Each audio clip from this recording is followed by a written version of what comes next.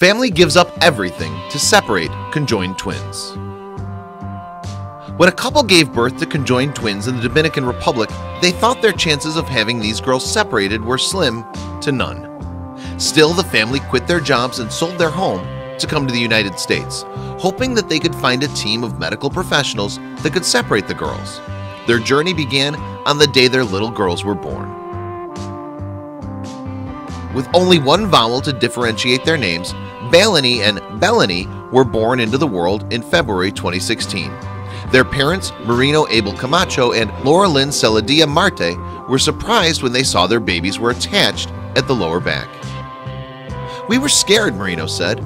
Her children were born in a hospital in the Dominican Republic where there wasn't really a hospital that was experienced dealing with this. After they were born, the doctor just kept saying, "I'll see what I can do." In the days after the twins were born conjoined at the tailbone, they faced an additional challenge. The girls also shared a major blood vessel, and that's when the family decided to put it in the hands of God, according to their mom, Laura Lynn. Fortunately for the family, a friend worked at the Maria Ferrari Children's Hospital in Valhalla, New York, which is part of the Westchester Medical Center Health Network. When she heard of the Camacho's situation, she put them in touch with the hospital. Within 6 months, Balany and Bellany and their parents were on their way to New York, where they crashed with their family friend in Flushing. The cost of the twin surgery would be provided through philanthropy, and the couple had to raise funds to pay for their visas and the twins' medical bills in Santo Domingo. "When we arrived, everything was so cloudy and uncertain," said 24-year-old Laura Lynn. "We had no idea what would happen with the babies, but right away, when we came to the hospital, the doctors put us at ease." The family learned that the procedure to separate the twins would involve about 50 medical professionals. At least they knew their children would be in good hands with the help of many experienced and remarkable surgeons. Before the operation, which began on the morning of January 17, 2017, the medical team had spent hours preparing and sketching out their approach. They used a 3D printer to produce a skeletal model based on CAT scans and MRIs, which included a triangular bone at the spine's base. The model helped give doctors a better idea of the size and special relationship of the targeted area, but it could not substitute for actual surgery. This, of course, would prove to be complicated, but Dr. Samir Pandya, a leader of the surgical team, told the medical professionals to think of the body as a house. From outside, the walls and everything may look great, but take down the plaster, see the writing and the framework and the pipes, and things become more complicated. Dr. Pandya told those involved that they had to separate all of those pipes and that framework. For Balany and Bellany, the team had to separate spinal cord, spinal bone, blood vessels, gastrointestinal connections, and more.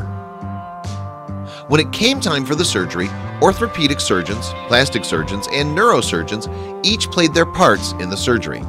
Dr. Pandya likened the operation to a symphony, but the 11th hour became tough when general surgeons had to work around a critical blood vessel. This was the most life-threatening portion of the surgery, Pandya said. If the team cut the blood vessel, the results could have been catastrophic. But by a miracle of God and some skilled professionals, the 21-hour surgery was a success. After the operation, the babies required skin grafting and other procedures. Next, they would undergo physical therapy and other outpatient services. But for the time being, the Camacho family basked in the moment and glared lovingly at their 2 girls, who they nicknamed Las Maripositas, also known as Little Butterflies. In front of new cameras, with hospital staff applauding, the parents proudly carried Balany and Bellany, one wearing a light blue headband with a flower and the other wearing a pink one. Already the girls seemed to assert themselves when one reached out and grabbed the microphone as a television reporter was interviewing their parents. At a news conference, physicians said the girls were expected to thrive and that they were optimistic that they would eventually reach key milestones, including sitting up and walking on their own. "We're happy that this day has come after a long journey," said Dr. Michael Gowitz, the Children's Hospital's physician-in-chief. "It was really a Herculean effort." Dr. Whitney McBride, one of the lead surgeons, said that the twin surgery was kind of the Super Bowl of surgeries, the World Series. "You don't get much bigger than this."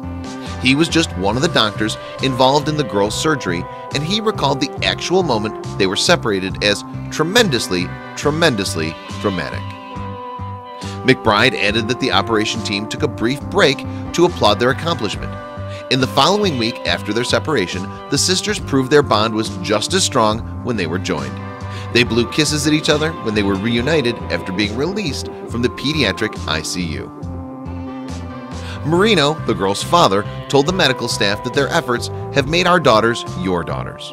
He said the family has been crying a lot and that it's been a beautiful and emotional time.